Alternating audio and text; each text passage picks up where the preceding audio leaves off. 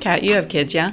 2. Are they at the stage where they like all those superhero movies or read all the comic books? They're actually more into like Harry Potter and Minecraft, but Guardians of the Galaxy seems to be a new obsession. Oh, that's a good one.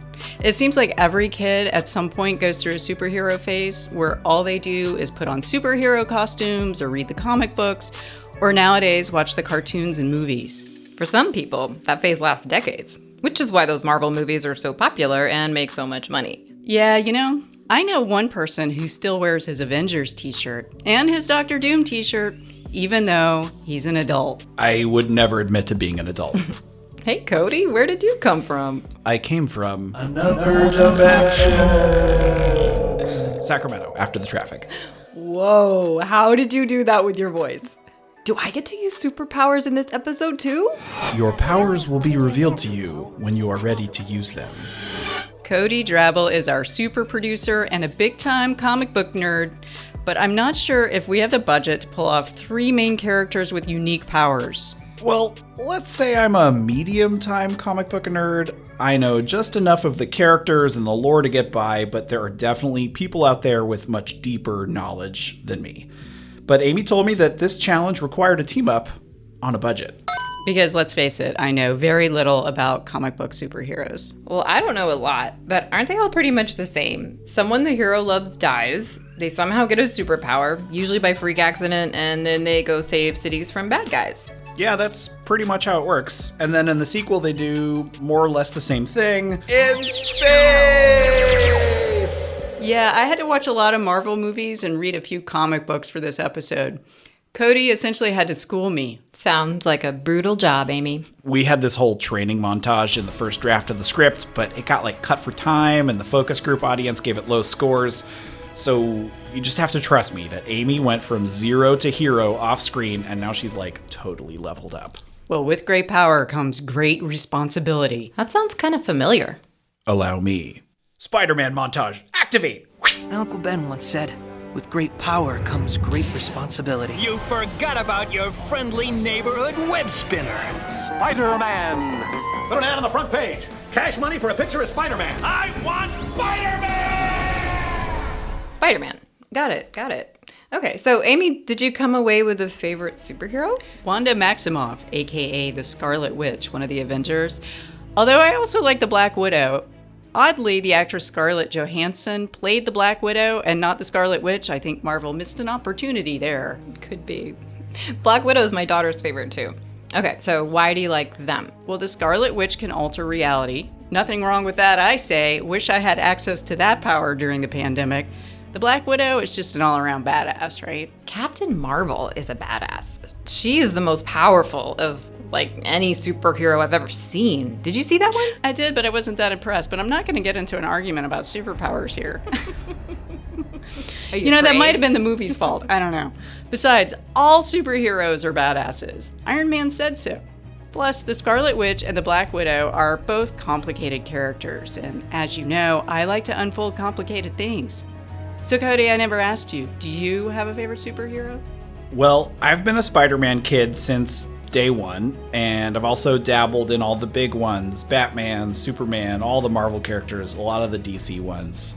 But really, my origin story starts back in the fall of 1991, when the Infinity Gauntlet saga was still in print. Dude, Cody, we really don't have time for flashbacks. We're trying to make things less complicated, remember? Yeah, I know. Speaking of unfolding complicated things, why are we talking about superheroes? Oh my god, Kat, maybe that's your superpower. You have the power to compel someone to get to the point? That is my power! I'm just saying, comic book superheroes don't seem like a typical topic for an Unfold episode or for highlighting UC Davis's expertise. We are a very serious institution trying to solve the world's problems. Like Batman or maybe Captain America. Oh, I beg to differ, Kat. We need someone with expertise in this category, besides Cody. That sound means we've crossed the threshold out of Act 1, and it's time to have our meeting with the mentor at the start of Act 2. Yep. Fortunately, we have access to the head of UC Davis, Chancellor Gary May. I started reading comics when I was a little boy. Started picking them up when I was 3 or 4 years old, and basically taught myself the rudiments of reading by matching what I saw in pictures to the words on the page in the thought balloons and the word balloons, and have been, reading and collecting ever since then. And now? Oh, I have probably 13 or 14,000 books. I read superhero books for the most part, Marvel and DC, Image for a while, not so much anymore. I tend to be drawn to the team books, so Avengers and X-Men and Justice League and those sorts of people. Wow. I guess if you want to run a university, you have to appreciate good teamwork. Also, 14,000 books? Wow! He has crossed the line from personal library to historical archive. Chancellor May gets it. Okay, I stand corrected. UC Davis really does have every kind of expert imaginable. More importantly, Kat, comic books and superhero movies offer more than just people in tights flying around all day saving the universe. There's science. Seriously? Heck yeah! Many of Marvel's most popular heroes and villains started out as engineers and scientists. Like Iron Man, right? Oh, dude, there's so many. Like, Spider-Man was bitten by a radioactive spider in his laboratory where he was an intern. The first Ant-Man discovered these particles to shrink him. The Hulk got zapped with gamma rays. Iron Man got zapped with massive intergenerational wealth. Hey, Kat, want to check out my superpower? Time compressor, activate! And that's just the Marvel characters. The same goes for DC. There's a lot of characters. They all get their powers from like a horrible lab accident or some kind of scientific experiment that blows up in their face. And then the main split is the good characters learn how to use their powers responsibly, and the bad characters turn that pain into personal gain. Well, that's not how we do science at UC Davis. We have ethics protocols and safety equipment. Wait, there's more than one Ant-Man? There's always another hero ready to wear the mask when the prior one dies or retires or like gets zapped into another dimension.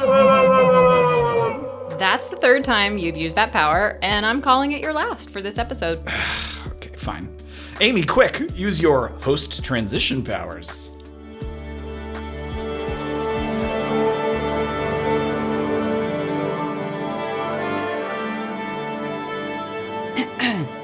There are also comic books that start with a scientific experiment that's executed perfectly, like the serum injected into Steve Rogers, turning him into our hero, Captain America. The first of a new breed of super soldiers. But then the other characters who get the super serum like turn into villains. It's very dangerous stuff. Speaking of which, I'm feeling kind of weird right now. Like maybe my super producer powers are going haywire. Finally, he's out of my way. But Amy, that's not science. That's science fiction. Actually, it's fantasy, but I don't mean to be literal here. My point is, a lot of the super-powered heroes and villains are connected to scientists, and the things they create and materials they use can teach us about everything from physics to engineering. Chancellor May said so. You see something happen in a comic and you wonder, can you really make that happen in real life? So can we, Kat? Can we? I don't know, but sounds like a good topic for Unfold. Which is why we're calling this episode The Science of Superheroes.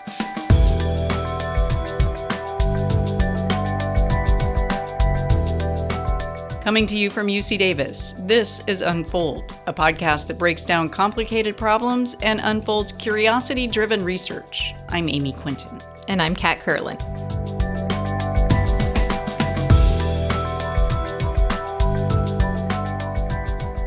So, Amy, what science can we learn from superheroes that's actually real? It's not like we can fly or anything. Well, page 1, panel 1 of this comic begins in a lab. Of course, a lab again. Where else would you start a story about superheroes but in a lab? But we don't begin with a horrible lab accident. Instead, we begin in the very safe and professionally run lab of Dr. Ricardo Castro, a materials science and engineering professor. So not a mad scientist or a supervillain. Yet, no, he's a comic book fan and loves superheroes. I always had a background on superheroes. That was always my, one of my favorite topics since I was a little kid. Not that my dad appreciated that. He didn't see any value in me reading comics, but I would go behind him and get some from my friends and even use my allowance to buy some of those. He says his dad wanted him to focus on more important things in life. Like studying engineering? Right, and all the math you need to learn in order to become an engineer.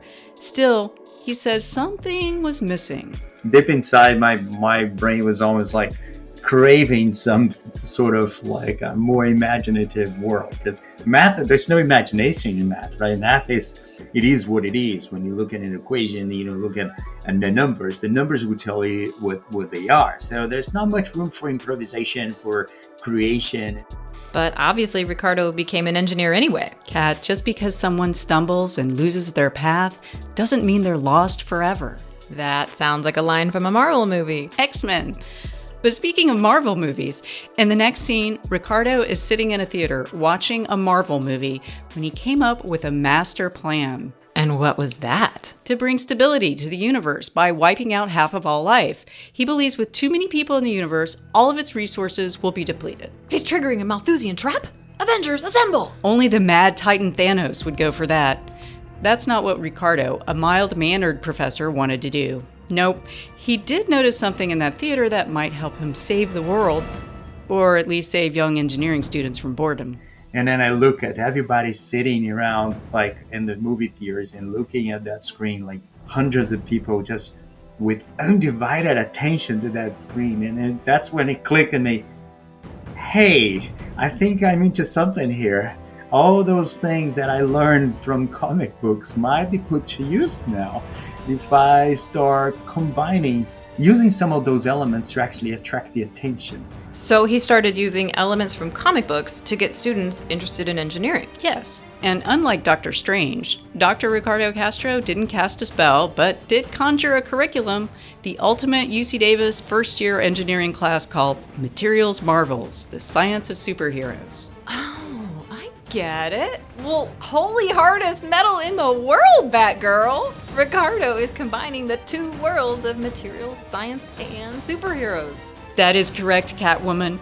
Ricardo's goal is to make students think outside the box when it comes to material science. Here is an opportunity to make our engineers more creative than the others. Here is an opportunity where I can poke them and say, hey, superheroes and engineering can be connected, and you can actually explore this world to really be a more innovative engineer. Okay, let's get down to it. What can you learn about material science from Marvel Comics? We'll peel back the cover and we open onto a splash page with the red, white, and blue shield of Captain America. Let's hear it for Captain America!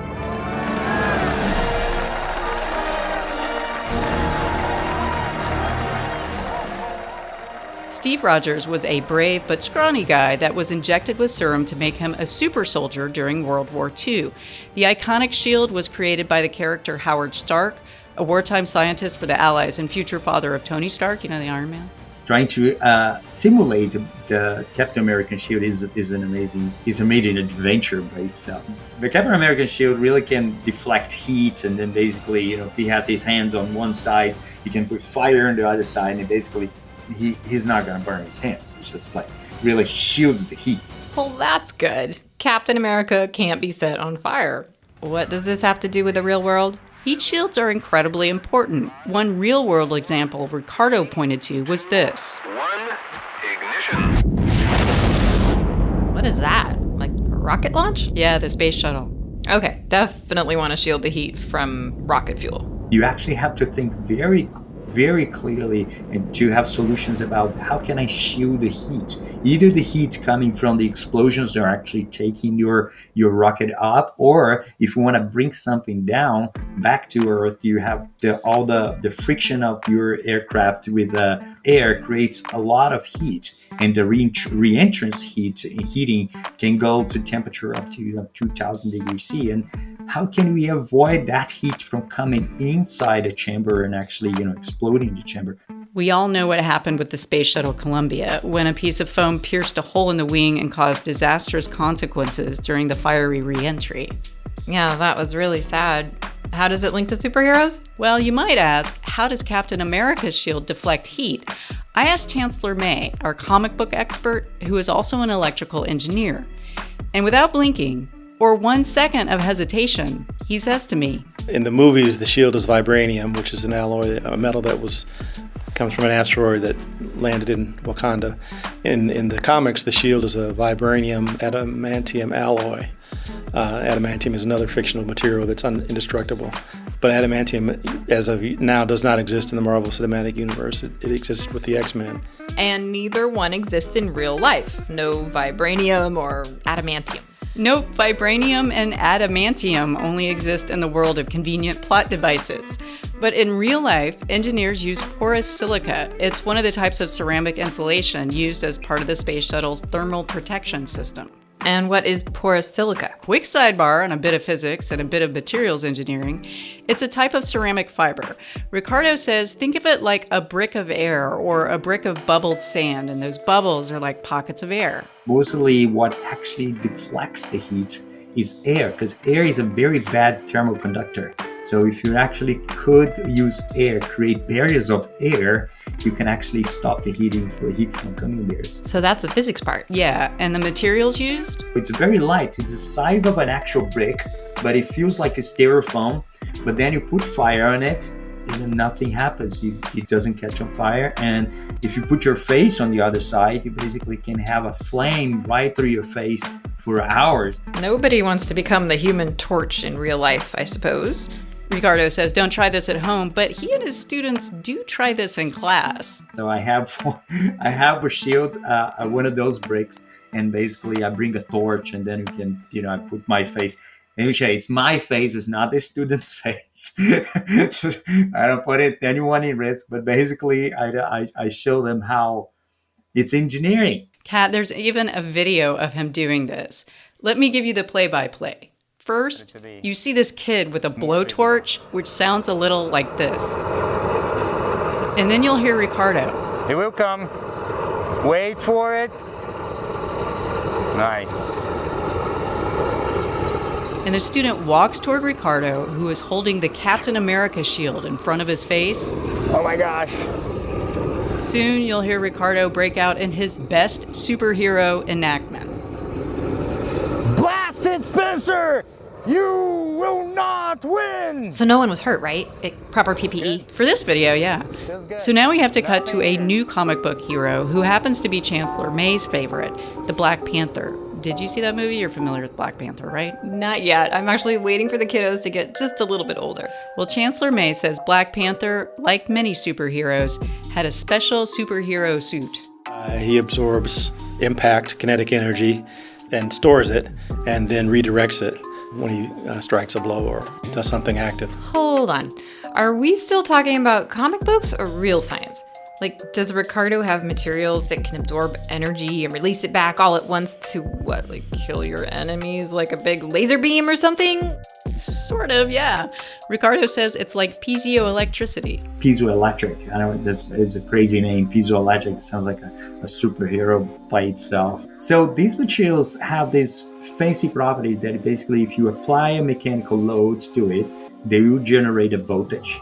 And the other way around is also true. So if you apply a voltage, they will cause a mechanical disturbance. This is such an amazing property, transforming mechanical properties into electricity.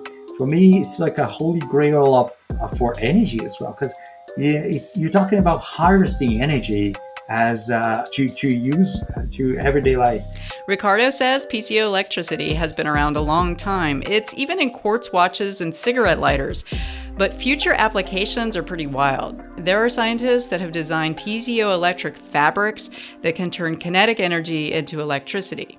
And the more weight you apply to the fabric, the more electricity you can generate. So it's like you could put books in a fabric bag and say, power your cell phone. Alrighty then. And then there is also science that you can learn from Iron Man and his suit. Like how to spend billions of dollars? Right, of course. And we have to finish with the best known electrical engineer in the comic books, aka Tony Stark, Iron Man, who also happens to be one of the Chancellor's favorites. What engineer didn't start off in engineering because he or she wanted to build an Iron Man suit? In the comics, Tony Stark doesn't need a university of scientists and engineers to invent and build futuristic technology. He's a one-man factory in the future. Being a self-made hero is kind of cool, right? I always thought, I could do that too if I had a few $1 billion to kick around. I could design a suit and fly around in it. That's one of those things that motivated the study of engineering, even though I'm not, I'm an electrical engineer, not an aerospace engineer, but still, it's a factor that led me in that direction. Remind us what makes Tony Stark's suit so cool. Believe it or not, Kat, Ricardo has an entire class devoted to it, and how Iron Man can help us solve the energy problem. Really? You mean like stopping the planet's thirst for energy? Yeah. Funny, there are pages and pages on the internet that go into great detail about the Iron Man suit. In fact, I even read an article about it in Gizmodo. Yeah, that's not surprising to me. It starts with the Ark Reactor, which is a fusion-type power source that powers his suit, originally made with palladium and a beta decay reaction that generates electricity, which, of course, is... It's so fake. It's such a beautiful fake physics that it's really interesting to tell the students. They get really excited about learning how it works. So what is real? Well, Ricardo says that Ark Reactor could be the gold standard for batteries. There is a batteries called atomic batteries, and these atomic batteries use a beta decay reaction with a nuclear reaction, which is exactly the same one that Iron Man created to power his suit. So there is this real world, fiction world overlap that makes it more believable and really more interesting and palatable. Kat, he says it's really important to make engineering students think creatively. Well, right. I imagine that's what leads to innovation. I mean, we couldn't land a rover on Mars without it, or a million other technological advances. I'm actually kind of surprised there is so much science and engineering you can learn from comic books, with just a little imagination and creativity. Well, Kat, part of the journey is in the end. Are we ending this episode? Wait, is that some line from a comic book? Iron Man, Tony Stark. So cheesy. It's not enough to be against something, Kat. You have to be for something better. Stop. Stop. And also, it's not about how much we lost. It's about how much we have left. Hang on. Where did Cody go? Is he coming back? We have nothing left. This is the journey's end. When in doubt, end on a cliffhanger and figure it out next time. Until then, you can listen to more Unfold episodes at ucdavis.edu/unfold. I'm Kat Curlin. And I'm Amy Quinton. Thanks for listening. Excelsior!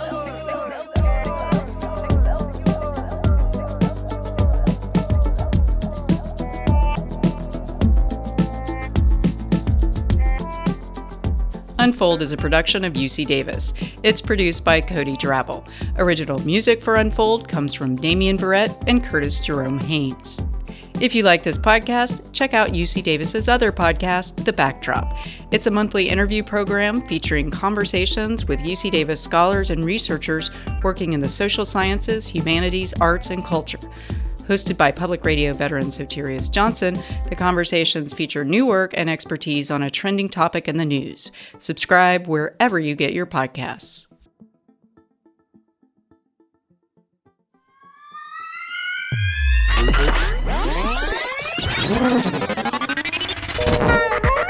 Wait, there's more than one Ant-Man?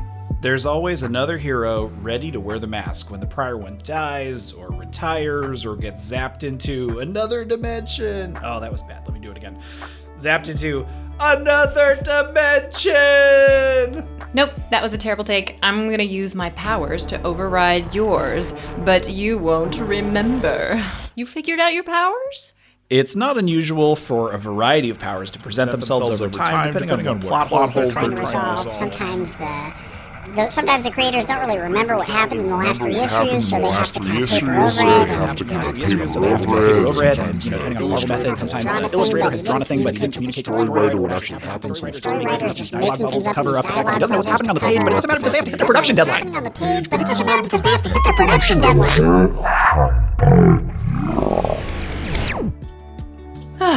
Much better. Let's take it from the top. One more time.